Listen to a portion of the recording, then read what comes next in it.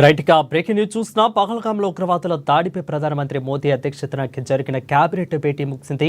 ఇక ఉగ్రవాది మృతులకు నివాళులర్పించింది.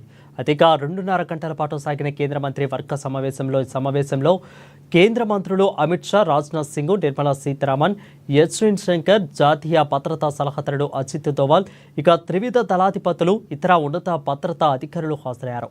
ఈ భేటీలో ఉగ్రదాడి కౌంటర్ యాక్షన్ ప్లాన్ పై చర్చించినట్లు సమాచారం. సమావేశానికి ముందు కేంద్ర రక్షణ మంత్రి రాజ్నాథ్ సింగ్ ప్రెస్ మీట్ నిర్వహించి ఉగ్రవాద దాడిపై ప్రతీకారం తీర్చుకుంటామని భారత ప్రజలకు హామీ ఇచ్చారు.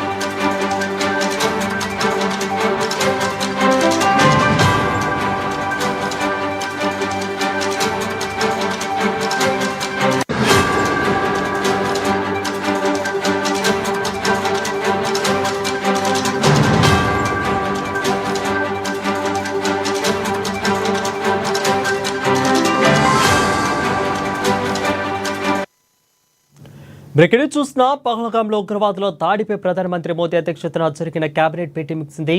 ఉగ్రదాడి మృతులకు నివాళులర్పించింది కేబినెట్.